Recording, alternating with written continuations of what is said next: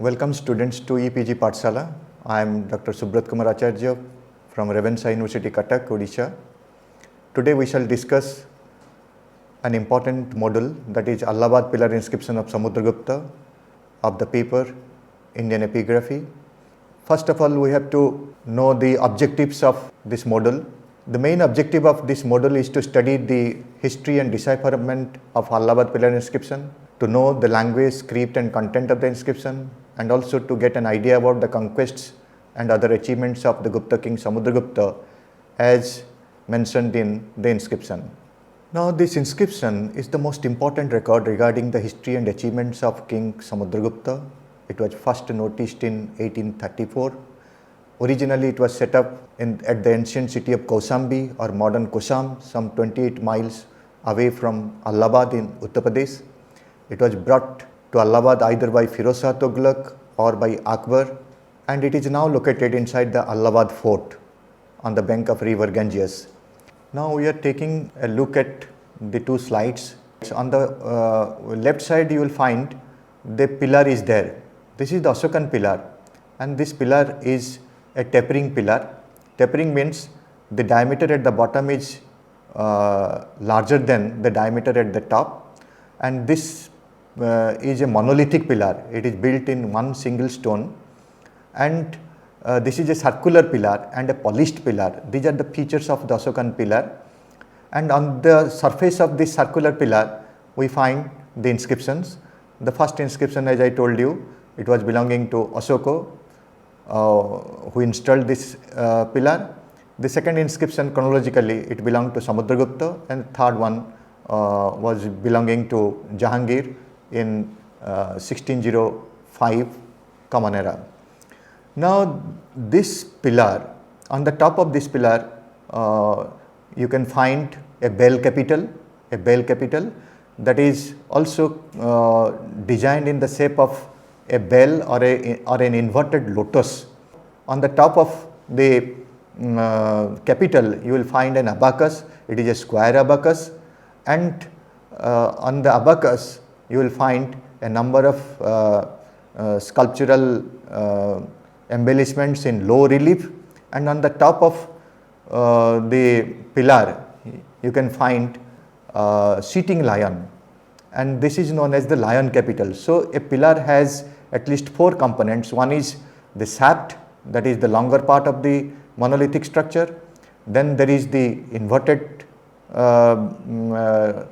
capital, and above the bell capital there is the abacus, square abacus, and above the square abacus there is the animal motif. And in this particular pillar the animal motif is a lion motif, and this is the original location where the Allahabad pillar inscription of Samudragupta was located, and it was in Kausambi. Later in it was shifted to Allahabad fort during the time of the East India Company. So on the right hand side of the inscription you can find the polish of the pillar and how the inscriptions are engraved neatly on the circular pillar. But this inscription, because of the wear and tear, has been damaged to a considerable extent, and that's why the letters are completely defaced, and at times it is not readable. Now regarding the history and decipherment of the inscription, it can be said that in the year 1834 it was Captain A. Troyer who first discovered this inscription, and he was also the person who deciphered the inscription and published the text and translation of the inscription in the Journal of the Asiatic Society of Bengal, published in 1834. In the same year, Reverend W.H. Mill had also published a revised version of the text and the translation in the same volume. But both the translations of Troyer and Mill, they were not adequate and satisfactory. That's why in the year 1837, James Prinsep gave a fresh version of his reading of the inscription with the impression prepared by Captain Edward Smith. And the results of Prinsep's reading was also published in the Journal of the Asiatic Society of Bengal. But credit goes to J. F. Fleet for publishing an accurate reading of the inscription from the original column and rendering a fresh translation of it in his Corpus Inscriptionum Indicarum, volume 3, in the year 1888. So credit goes to J.F. Fleet for the first time giving a comprehensive, detailed and flawless reading of the inscription. And the pillar, inscribed pillar, contains at least 3 inscriptions. And you know that this pillar was an Ashokan pillar. So that's why chronologically we can arrange three inscriptions like this. The first inscription belonged to the reign of Ashoka, that is in the 3rd century BC. The second to Samudragupta of the Gupta dynasty in the 4th century Christian era. And the third inscription belonged to Mughal Emperor Jahangir, that is in the early part of 17th century AD. And to be more precise, the year is 1605 AD. The inscription of Samudragupta is much mutilated. From the slide you can very well see that this inscription is very much mutilated. It is defaced and completely not readable at many places. But it contains 33 lines, out of which some lines are totally defaced. The inscription is not dated.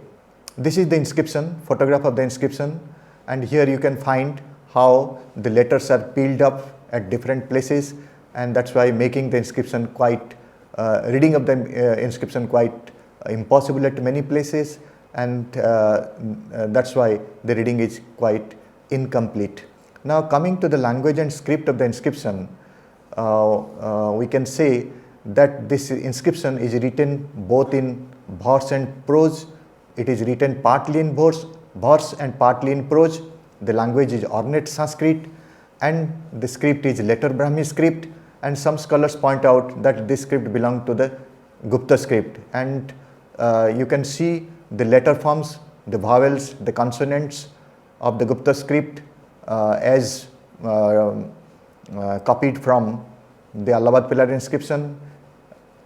Now this inscription is an eulogy of the king. It is couched in the court language of the elite class, and the full imperial attitude reflecting the glory of the imperial Guptas. There are total 9 verses which are consecutively numbered in the text. This is one important aspect of the inscription, that for the first time an inscription is, the verses of the inscription, they are numbered in the text itself. The first 8 verses are in the introductory portion up to line 16, and the 9th verse is written in lines 30 and 31. This inscription is composed by Harisena. He was a court poet and a minister of Samudragupta. He assumed the titles like Sandhivigrahika, Kumaramatya and Mahadandanayaka. Sandhivigrahika means he was the minister of war and peace. Kumaramatya means he was the minister of the crown prince, and Mahadandanayaka means he was in charge of the law and order of the kingdom. So the inscription also tells us that he was the son of Mahadandanayaka Dhruvabhuti and was a resident of Khadyatapataka. From the titles assumed by both the father and the son, it can be said that both were in the administrative, in the court of Samudragupta. And so far as the identification of Khadyatapataka, we are not sure. Scholars have divergent views regarding the identification of Khadyatapataka, but no conclusive identification is made so far. The inscription was executed by one Mahadandanayaka Tilabhattaka. He was probably another minister in the court of the king. Now coming to the ancestry of and chronology of the king, Maharajadhiraja Samudragupta was the son of Maharajadhiraja Chandragupta I and Mahadevi Kumaradevi, who was a Lichavi princess. And Samudragupta's mother was Kumaradevi. That's why he was also called in the inscription as Lichavi Dauhitrya. And for the first time we come across the imperial title like Maharajadhiraja from the time of Chandragupta I onwards. Maharaja Ghatotkacha was his grandfather, and his great-grandfather was Maharaja Sri Gupta. So the complete ancestry or genealogy of the Gupta family, early Gupta family, has been given in this inscription. Guptas ruled from the capital of Puspa or Puspapura, which has been equated or identified with Kusumapura and identified with Pataliputra. Now this is the chronology of the early Gupta kings. It is known from the inscription that Maharaja Srigupta was the first ruler of the dynasty. He ruled from 275 to 300 Common Era. Then his son and successor Maharaja Ghatotkacha ruled from 300 to 325 Common Era. Then Maharaja Dhiraja Chandragupta first ruled from 320 to 335 Common Era. Then Maharaja Dhiraja Samudragupta ruled from 335 to 375 Common Era. Now coming to the conquests of the king as mentioned in the Allahabad pillar inscription, we know that Samudragupta launched 2 expeditions against the kings of Aryavarta or North India. The first Aryavarta war is mentioned in lines 13 to 15, and in the first Aryavarta war he had defeated at least 3 Naga rulers, and the names of the rulers, they are also mentioned in the inscription. One is Achyuta Naga, the second one is Nagasena, and the third one is Ganapati Naga. These were the 3 Naga rulers who were defeated by Samudragupta in his first Aryavarta war. Chronologically, the next reference to the conquests made by Samudragupta is the Dakshinapatha campaign, and the Dakshinapatha campaign is mentioned in lines 19 and 20, and the inscription makes us believe that he defeated 12 kings in his Deccan campaign. The names of the rulers along with their kingdoms have been mentioned in this inscription. In his Deccan expedition, he followed the policy of Grahana, Moksha and Anugraha. These are the 3 policies which were followed by the king while defeating the rulers in his Deccan campaign or Dakshinapatha campaign. And Grahana means subjugation, Moksha means liberation, and Anugraha means reinstatement. So after subjugating the rulers, the king liberated them and reinstated them in their respective kingdoms. Now, so far as the names of the rulers and the territories they were ruling, the inscription makes a complete reference to all of them, and the names are like this: Mahendra of Koshala, Vyagraraj of Mahakantara, Mantaraj of Kaurala, Mahendragiri of Pishtapura, Swamidatta of Kottura, Daman of Erandapalli, Vishnugapa of Kanchi, Nilaraj of Abhamukta, Hastivarman of Bengi, Ugrasen of Palaka, Kubir of Devarashtra, Dhananjay of Kustalapura. Now, most of the territories which have been conquered by the king have not been properly identified, but it gives a rough idea about the army mobilization of the king starting from his capital city Pataliputra in different direction. He came to south via Pithapuram, Bhengi, then to Kanchi. Then in his return journey he again moved another route to reach Pataliputra. These are the 2 maps which shows his Deccan campaign, army movement or army mobilization in the Deccan campaign, and this can be inferred from this route that the king had taken an eastern coastal route to come up to Kanchi and then return to his capital, that is Pataliputra. Now lines 21 to 23 mention the names of 9 kings of Aryavarta defeated by Samudragupta. Apart from the 3 kings who were already defeated in the first Aryavarta war, the names of 6 other rulers are mentioned, and they are Rudradeva, Matila, Nagadatta, Chandravarman, Nandi and Balavarman. These are the 6 rulers, and the other 3 rulers like Achyuta, Nagasena and Ganapati Naga, they were also included in the list of this second Aryavarta war. Now it seems that in the absence of the king in his empire during the Deccan campaign, the rulers of North India reorganized themselves for a showdown with the Gupta emperor, and that's why while returning from the Dakshinapatha campaign, Samudragupta made it a point to defeat all the forces of North India who organized themselves for a showdown with the Gupta emperor. Now the kings of the forest kingdom means Atavika Rajya, were also defeated by the ruler. Samudragupta had also defeated a number of rulers who were ruling over the frontier kingdoms of his empire, and the frontier kingdoms have been named like this: Samatata, Davako, Kamarupa, Nepala and Kartaripura. Samatata has been identified with southeast of Bengal. Davako has been identified with modern Dhaka in Bangladesh. Kamarupa has been identified with Assam. Nepal has been identified with the same Nepal in the northern part of India. And Kartaripura has not been properly identified, but some scholars point out that Kartaripura may be in Punjab and Haryana region, but some other scholars point out that it can be in the foothills of foothill regions in the Uttarakhand area. Anyway, they were obliged to pay tribute to the king. All the frontier kingdoms, they were obliged to pay tribute to the king. Line 22 of the inscription mentions the names of 9 tribes such as the Malavas, Arjunayanas, Yaudeyas, Madrakas, Abhiras, Prarjunas, Sanakanikas, Kakas, Kharaparikas, etc., who had offered allegiance and tribute to Samudragupta.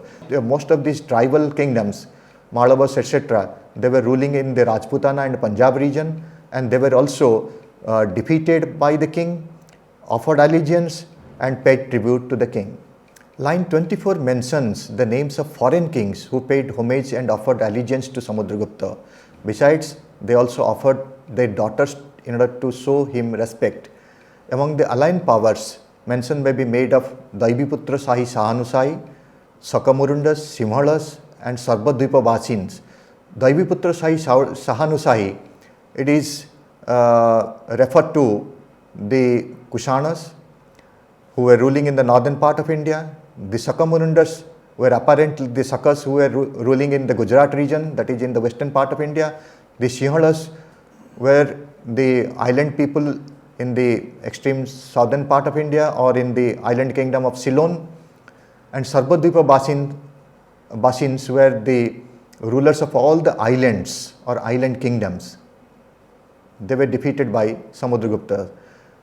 Now, we shall come to the extent of the empire. After making exploits in different directions, Samudragupta had carved a vast kingdom stretching from the east coast to the west coast and also from the northern part of India, that is located in the Himalayas, to the Vindhya region and even beyond in the east coast of India. So the Gupta Empire under Samudragupta extended its territorial boundary in different directions. The inscription is often called as Allahabad Prasasti. Allahabad pillar inscription is often called as Allahabad Prasasti because it describes the achievements of the king in a figurative manner, and Samudragupta is considered as a god dwelling on earth, as Purusha or the supreme being, and he was compared as equal to the gods like Kubera, Varuna, Indra and Yama. The king is described as having put Brihaspati, the preceptor of gods, to shame by his sharp intellect and put Tumbura and Narada with his fine musical performances. He is described as a Kaviraja or king of poets, and he was a true patron of Sanskrit literature. And Samudragupta also issued a number of gold coins, and from the gold coins we are in a position to come to the conclusion that he had performed Ashwamedha sacrifices, and there is the reference to Ashwamedha in the inscription, in the Gupta gold coin, and he was also a lover of music, as is evident from one of his gold coins. These are the gold coins where you can find that Samudragupta is playing with Veena. Samudragupta is shown as sitting on a throne and playing Veena, and also the upper one shows that one horse is there, and the legend is mentioned Ashwamedha Parakramaha. These are the gold coins which give us an impression about the love of the king for music, and also the evidence of the fact that he had made a horse sacrifice during his reigning period. He issued different varieties of gold coins, and the legend on the coins describe him as Parakrama, Apratihata, invincible, Ashwamedha Parakrama, or the sacrificer of horse sacrificer, and Vyagra Parakrama. He had also killed a tiger. So this is called the tiger slayer type of coin. Now we shall come to the summary of the model. The Allahabad pillar inscription of Samudragupta is the most important document of the classical Gupta age. It is written in excellent Sanskrit, as we have discussed, and it was written by poet Harisena, who truly described it as a kavya or poem. And this inscription is, as we have discussed, written in both verse and poem. Harisena has extolled his master's achievement in a very ornate style, and he was apparently a court poet, and that's why he wanted to please his master. And it is a panegyric praising the king, not only extolling his political and military achievements, but also by comparing him as a living god on earth. Because Harisena, while extolling his master, he compared him with Prithu, he compared with Brihaspati, and he compared him with many gods like Kubera, Varuna, Indra, and others. That's why Harisena had tried his best to extol the achievements of the king. Now, the inscription also provides a unique description of the Gupta Empire and its neighbors. Now, as you have seen in the map, the Gupta Empire was extending from sea to sea in the west coast to the east coast, and it also covered a vast stretch of territory from the Himalayas to the Vindhya range. And that's why it gives a unique description. It is a faithful account of the geopolitical landscape of India in the 4th century BC. It talks about the forest kingdoms, the kingdoms in Aryavarta, the kingdoms in Dakshinapatha, and even the rulers were also mentioned, rulers of different territories or kingdoms, they were also mentioned by Harisena. So, and the most importantly, while explaining the Dakshinapatha campaign, Harisena had narrated the mobilization of army from Pataliputra to the extreme south, and the kingdoms and the kings, they have been referred to by Harisena. So it gives a fairly completely kingdoms and the rulers of India in the 4th century Common Era, particularly while dealing with the Dakshinapatha campaign. Similarly, while talking about the forest kingdoms, frontier kingdoms, tribal kingdoms, and other kingdoms, the inscription also mentions the names of a few rulers of North India, and also it mentions the kingdoms.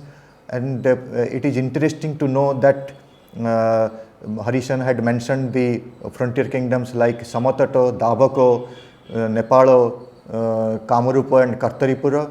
And when we see the locations of these frontier kingdoms, we find that mostly these frontier kingdoms are located in the northeastern part of India, particularly Bangladesh, Bengal, Nepal, and foothills of Himalayas, and even Assam. These are the locations which were made by writer or the composer of the inscription. So the inscription on a whole gives a complete geopolitical landscape of India in the 4th century Common Era, and from that point of view, it is a very important inscription in matters of knowing the kingdoms, the areas, and even the tribal kingdoms of the Rajputana and Haryana Punjab region. They were also mentioned in complete details. Malavas, Yodhayas, Kakas, Kharaparikas, Yodhayas, Arjunayanas, all these tribal states located in the northwestern part of India, they have also been narrated by Harisena in his composition. So this Allahabad pillar inscription of Samudragupta is a mine of information regarding the geopolitical situation of the country in the 4th century Common Era. Thank you.